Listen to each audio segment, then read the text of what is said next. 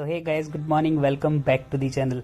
तो भाई हम लोगों ने अपना सफ़र स्टार्ट किया था 21 सितंबर 2022 को। सुबह के बज रहे थे 6:10 जब हमने अपना सफ़र स्टार्ट किया था लेह लद्दाख से।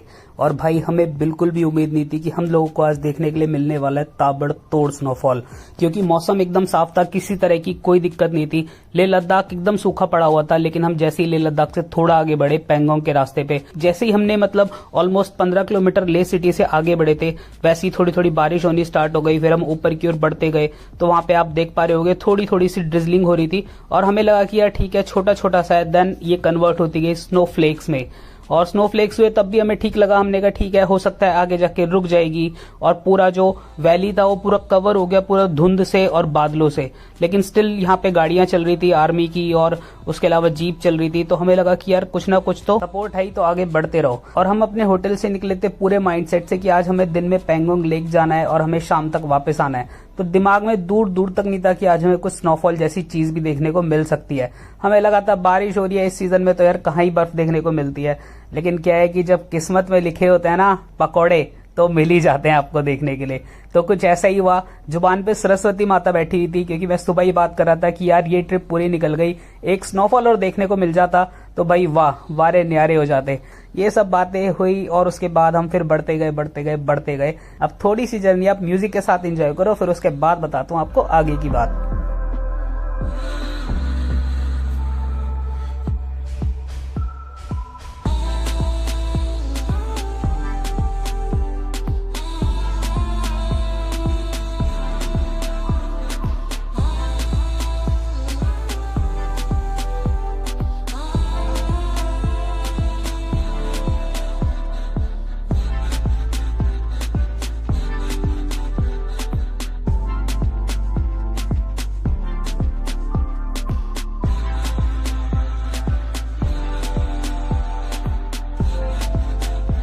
यहाँ तक तो फिर भी मामला बहुत ठीक चल रहा था, लेकिन इसके बाद जो हुआ भाई, वो धीरे धीरे से बर्फबारी बढ़ती गई।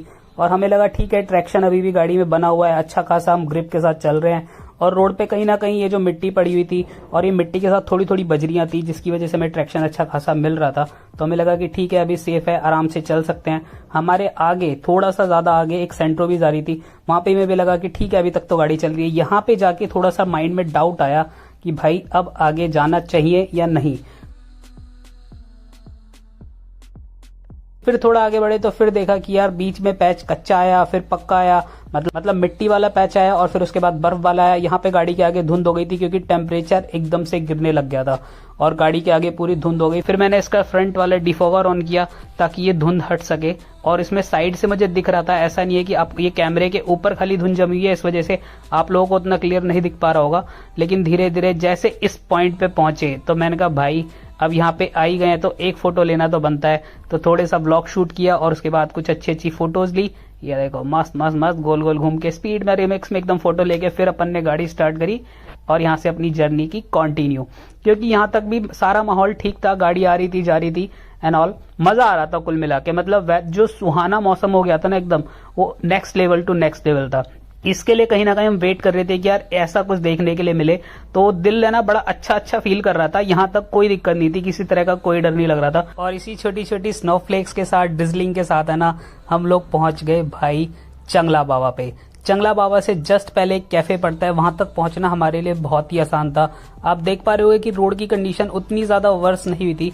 वर्स तो मैं उसे भी नहीं कहूंगा जो हमने एक्सट्रीम देखा, मतलब हाँ, रोड जो है पूरी तरह से कवर नहीं हुआ था और वैली जो है ना बहुत ही ब्यूटीफुल लग रही थी। ऐसा लग रहा था किसी ने ना एक चादर बिछा दी है व्हाइट कलर की, जिसके अंदर छोटे छोटे से अभी भी छेद हैं, तो वो भरने है ना बाकी हैं। तो वो हम उस चीज का इंतजार तो खैर नहीं कर रहे थे, लेकिन हाँ मजा आ रहा था। तो ड्राइव करते हुए अपन लोग पहुंच गए चंगला बाबा पे। अब चंगला बाबा से आगे की कहानी कुछ ऐसी थी कि हम लोगों ने यहाँ पे जाके आर्मी वाले सर से सजेशन लिया कि सर हम लोगों को आगे जाना चाहिए या फिर नहीं जाना चाहिए।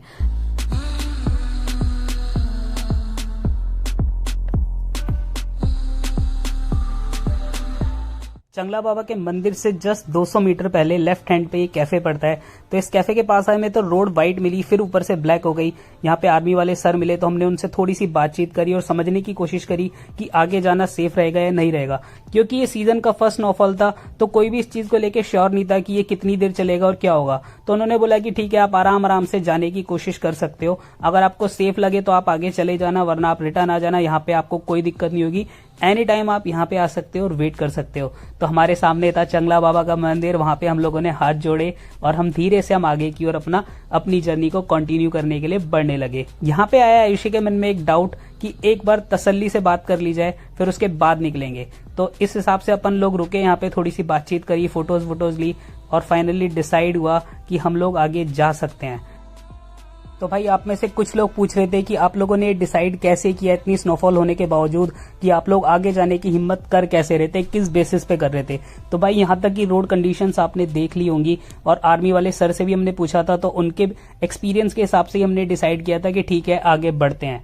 लेकिन इस जगह पे आने के बाद भाई हमें खुद लगने लगा कि अब आगे जाना अनसेफ हो सकता है। फिर भी हम धीरे धीरे, बहुत क्रॉल कर रही थी गाड़ी, ये 8x पे वीडियो चल रही है इसलिए आपको लग रहा होगा कि ये गाड़ी बहुत तेज चल रही है, और हम लोग धीरे धीरे मुश्किल से 1 किलोमीटर के करीब हम आगे बढ़े थे चंगला बाबा के मंदिर से। थोड़ा सा आगे बढ़ने के बाद हमने देखा कि मोड़ पे जाने के बाद सामने से आ रही थी आर्मी की एक जीप और उसके पीछे था पूरा आर्मी का कॉन्वॉय। और यहाँ पे भाई हम लोगों को टाइम मिल गया 15 मिनट का आराम से सोचने के लिए कि हमें आगे बढ़ना चाहिए या नहीं बढ़ना चाहिए। और हम लोगों के म्यूचुअल डिस्कशन में यही रिजल्ट निकला कि अगर हम एक बार को पैंगोंग लेक पहुंच भी जाते हैं तो हम रिटर्न कैसे आएंगे, क्योंकि हो सकता था कि बर्फबारी उस दिन और भी ज्यादा बढ़े, क्योंकि जिस स्पीड से आप देख रहे हो कि रोड कितनी जल्दी कवर हुआ था, तो कहीं ना कहीं हमारे मन में एक डर था। लेकिन हमने फिर भी सोचा कि कोई बात नहीं, थोड़ा सा और आगे बढ़ते हैं। और यहीं पे क्या हुआ कि हमारे सामने एक दिखी महिंद्रा की जाइलो कार, जो कि बुरी तरह से भाई स्किड कर रही थी। ये देखा आपने कितनी जल्दी गाड़ी, ये देखो भाई, ये वाली जो कंडीशन थी इसने हमें मजबूर कर दिया कि भाई make a U turn immediately. तो इस कंडीशन पे आके भाई हम लोगों ने सोचा नहीं भाई अब यहाँ से वापस जाएंगे। यहाँ पे थोड़ा सा हमें लगा था कि यार अपनी गाड़ी भी ट्रैक्शन लूज कर रही है, लेकिन ऐसा कुछ नहीं हुआ। एक बार जब अपन लोग आगे बढ़े तो आराम आराम से अपन लोग पहुंचे चंगला बाबा के मंदिर पे, क्योंकि हमारा पहला टारगेट था कि हम चंगला बाबा के मंदिर पहुंचे, क्योंकि सामने से ट्रक्स पे ट्रक्स आए जा रहे थे और स्नोफॉल की स्पीड बहुत ही ज्यादा बढ़ चुकी थी। तो हमारे दिमाग में केवल एक ही चीज थी कि सबसे पहले अपन लोग को पहुंचना है चंगला बाबा के मंदिर, और फिर कैफेटेरिया के पास जाके हम लोग सोचेंगे कि अब नीचे उतरना है अभी या फिर नहीं उतरना है। और भाई जब तक आपके साथ आर्मी है, जब तक तो आपको बिल्कुल डर नहीं लगता है, क्योंकि आपको कहीं ना कहीं सपोर्ट फील होता है और आपको पता होता है कि आपके साथ इंडियन आर्मी चल रही है। लेकिन जैसे ही आर्मी आगे पीछे होने लगती है, वहां पे कहीं ना कहीं लगता है कि यार यहाँ पे इतनी गहरी खाई है, अगर भगवान न करे कोई इंसिडेंट होता है तो उस केस में भाई आपका ये भी नहीं पता चलेगा कि आप गए कहाँ, क्योंकि पूरा व्हाइट हो रखा है। इवन कोई देख नहीं सकता कि नीचे है क्या, राइट में क्या है, लेफ्ट में क्या है, ऊपर क्या है, क्योंकि पूरा व्हाइटिश हो गया था एकदम। तो अपना बस फर्स्ट टारगेट था कि पहले चंगला बाबा के मंदिर पहुंच जाएं। वहां पे आर्मी का एक छोटा सा कैंप था, तो हमें वहां पे और ज्यादा सेफ जगह फील हो रही थी। और जब हम यहाँ पे आए थे ना इस रोड पे, तो भाई ये रोड अच्छा खासा ब्लैक था। और अब देखो थोड़ा सा मैं आगे बढ़ूंगा, यहाँ पे देखो, यहाँ से ये जो रोड पूरा ब्लैक था ये पूरा हो गया व्हाइट। अब आ गए हम इस कैफे में और आपने देख लिया होगा कि आगे का पूरा रोड व्हाइट हो चुका है। तो हम लोगों ने सोचा कि भाई अब यहीं पे रुक के वेट करते हैं और एक बार डिस्कस करते हैं यहाँ पे जो लोकल्स हैं कि भाई आखिर हमें आगे जाना चाहिए या फिर थोड़ा सा वेट करना चाहिए। तो यहाँ पे हमने एक कॉफी ऑर्डर की और कॉफी की चुस्कियों के साथ बात करी लोकल से कि भाई अभी क्या करना चाहिए। तो उनका सजेशन यही था कि अभी 1-1.5 घंटे के अंदर धूप निकल जाएगी, तो फिर उसके बाद आप आराम से जा सकते हो, लेकिन अभी कोई जल्दबाजी मत करो जाने की, क्योंकि क्या है कि आगे पता नहीं कि कितनी बर्फ और बढ़ चुकी है। जैसे कि पीछे की साइड बर्फ बढ़ चुकी थी, ऐसे ही हो सकता था आगे की साइड भी बर्फ बढ़ चुकी हो। तो यहाँ पे मैं एक छोटी सी टेस्ट ड्राइव ले रहा था कि मैं जस्ट ये चेक करना चाहता था कि भाई गाड़ी स्नो पे ड्राइव हो कैसी रही है, कोई डिफरेंस तो नहीं आ रहा, कोई इशू तो नहीं आ रहा। तो यहाँ तक किसी तरह का मेरे को इशू फील नहीं हुआ, तो यहाँ पे थोड़ा सा कॉन्फिडेंस आ गया था कि भाई गाड़ी में किसी तरह का पंगा नहीं आएगा, अपन लोग आगे जा सकते हैं। तो अपन लोग काफी देर से वेट कर रहे थे कि कुछ लोकल्स की गाड़ी आ जाए, उसके बाद अपन लोग ट्राई करेंगे आगे बढ़ने का। तो यहाँ पे ऑलरेडी 7-8 गाड़ी आके रुक गई थी, तो जो कि पैंगोंग लेक से आ रही थी, वो लोग बहुत स्लोली आ रहे थे, गाड़ियां स्किड भी कर रही थी। तो उन्हीं के साथ हम लोगों ने सोचा कि अब आगे बढ़ना चाहिए, क्योंकि इससे ज्यादा और अगर बढ़ता जाता तो फिर हम यहीं फंसे रह जाते पूरी रात के लिए। और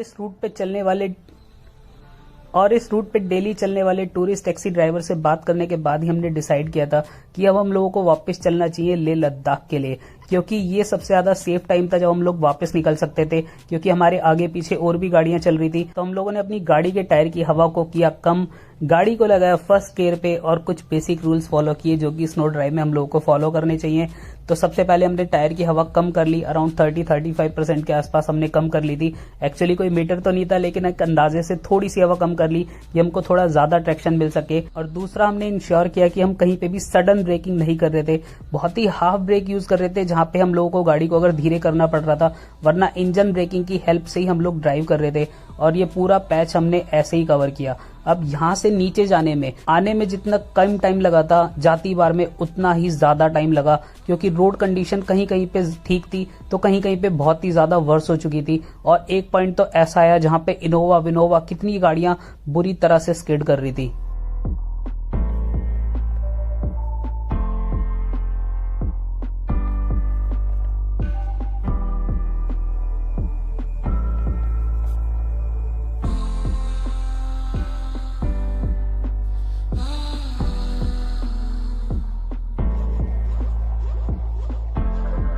और भाई रोड की कंडीशन जो है वो बहुत ही अलग हो गई थी, क्योंकि आती बार में ये रोड बहुत ही चौड़ा था, लेकिन जाती बार में लेफ्ट में थोड़ी सी स्नो थी, राइट में भी थोड़ी सी स्नो थी। तो समझ नहीं आ रहा था कि कितना पत्थर कवर्ड है और कितना स्नो से कवर्ड है। तो इस वजह से अपने को बहुत ही सोच समझ के चलना पड़ रहा था। और रुकते रुकाते इसलिए जा रहे थे कि हम लोग ये नहीं चाहते थे कि यार हमारी गाड़ी में नुकसान हो या फिर हमारी वजह से किसी और को कोई प्रॉब्लम हो। तो इस वजह से भाई जब आप कभी ऐसी कंडीशन में फंसो, या फिर मैं तो सजेस्ट करता हूँ कि आप पहाड़ों पे कहीं भी जाओ तो पूरे पेशेंस के साथ जाओ, क्योंकि ना तो आप अपनी लाइफ को रिस्क में लो और ना ही आप कोशिश करो कि किसी और को आपकी वजह से प्रॉब्लम हो। और भाई इस जगह से केवल थोड़ी देर के बाद आने वाला था वो पॉइंट जहां पे जाके थोड़ा सा हम लोगों को भी डर लगने लगा कि भाई क्या सच में कंडीशन और ज्यादा खराब होती जा रही है, क्या हम यहाँ से निकल पाएंगे और कहीं ऐसा ना हो कि हमें इस ट्रैफिक में फंसे रहना पड़े। क्योंकि भाई ये ट्रैफिक बहुत ही लंबा बढ़ता जा रहा था और कोई भी अपनी जगह से टस से मस नहीं हो पा रहा था। और जो गाड़ियां आगे बढ़ने की कोशिश कर रही थी वो बुरी तरह से स्किड कर रही थी। यहाँ पे आप देख पाओगे ये जो अपने सामने इनोवा चल रही है, इसको ये पूरा पैच करने में कितना बड़ा चैलेंज आने वाला है। यहाँ पे आप समझ पाओगे कि भाई रोड की कंडीशंस क्या हो गई थी। और यहाँ पे अपन लोगों ने साइड लगा लिया था क्योंकि सामने से ट्रक आ रहे थे और कोई भी इंसान रुकने के लिए तैयार नहीं था। तो यहाँ पे अपन लोग साइड में लगा के वेट ही कर रहे थे कि सारी गाड़ियां चली गई, लेकिन जब ये इनोवा गई तो भाई वहां पे हम लोगों ने भी दिल थाम के बैठ गए कि भाई यहाँ से इस पैच को क्रॉस करना कैसा होगा, क्योंकि ये कर्व था और यहाँ पे ये गाड़ी पूरी स्किड कर रही थी। तो वो देख के हम भी बहुत डर गए थे कि भाई हमारी गाड़ी तो कहीं स्किड नहीं करने लगेगी।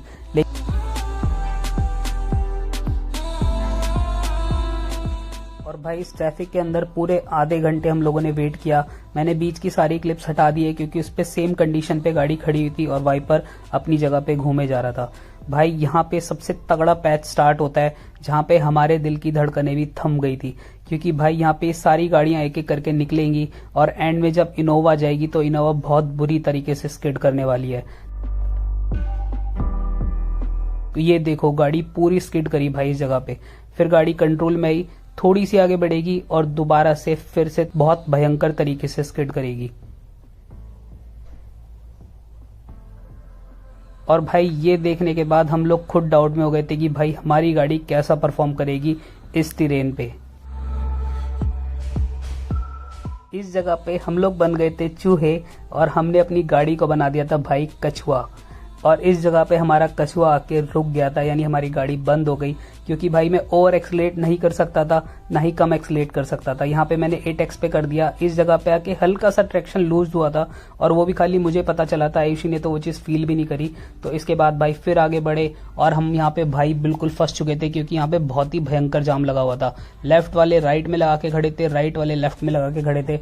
जिसका जहां मन कर रहा था, जिसको जहां पे सेफ लग रहा था ना भाई, वो वहां पे गाड़ी रोक के खड़ा हो गया था। और यहाँ पे अपने इनोवा वाले, जाइलो वाले, जितनी भी टूरिस्ट टैक्सी वाले थे, सबके सब गाड़ी में से उतरे और भाई सबने निकाल लिए अपने हथियार, यानी सबके पास जो उनका सुरक्षा कवच था ना, सबने निकाल के अपनी गाड़ियों में लगाना स्टार्ट कर दिया।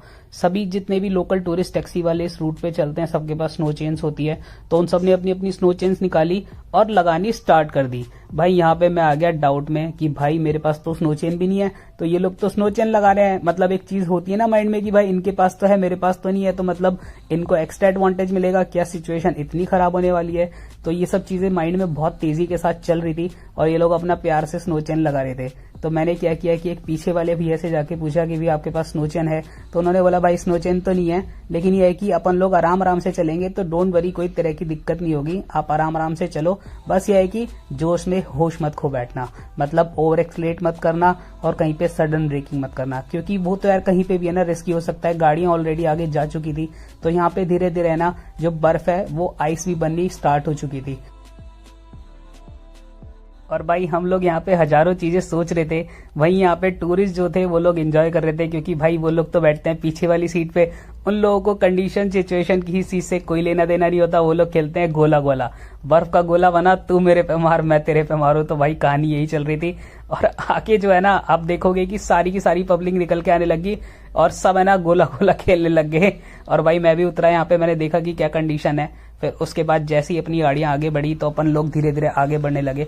यहाँ पे जाके ना थोड़ा थोड़ा सा कॉन्फिडेंस बिल्ट होने लग गया था कि भाई ठीक है, मेरे को लगता है कि उनकी गाड़ी रियल व्हील ड्राइव है, इस वजह से वो लोग इतना प्रिकॉशन लेके चल रहे हैं। अपनी 2 व्हील ड्राइव है तो इसका कहीं ना कहीं पे एडवांटेज अपने को मिलता है। ऊपर से इंजन आगे होने की वजह से है ना अपने को क्या है कि सारा वेट जो है आगे की साइड आता है, तो कहीं ना कहीं ट्रैक्शन ग्रिप अपने को ज्यादा मिलता है। तो इसी सारी चीजों को सोचते हुए ना अपन लोग आराम आराम से मक्खन वक्खन आगे बढ़ रहे थे। कहीं पे ऐसी कोई ट्रैक्शन वैक्शन की कोई प्रॉब्लम नहीं आई, तो इस वजह से अपन लोग है ना अभी तक तो सेफ होके ही चल रहे थे। मगर ये जो ऐसी जगह आ रही थी ना जहाँ पे अपने को ऐसे रुक जाना पड़ रहा था और काफी देर तक रुकना पड़ रहा था, वहां पे जाके थोड़ा थोड़ा डाउट आ रहा था, क्योंकि भाई आगे जाके आप देखोगे कि रोड पे लैंडस्लाइड्स भी हुए हैं। और लैंडस्लाइड्स का मतलब आप जानते ही हो कि यार किस सेकंड क्या हो जाए आपको नहीं पता रहता।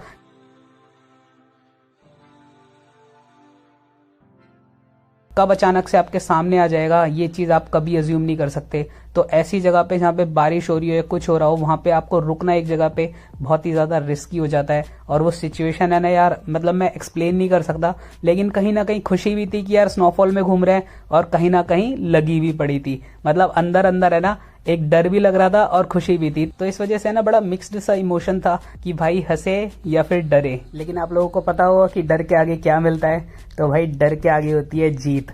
तो इसलिए डरे बिना आगे बढ़ते रहो और वेदर को एंजॉय करते रहो भाई।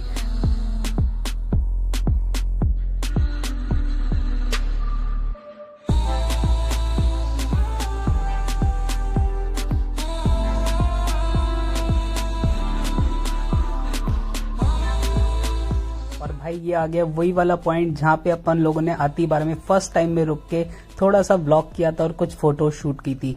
तो भाई यहाँ से आगे निकलेंगे, यहाँ पे रास्ता धीरे धीरे मक्खन होता जाएगा।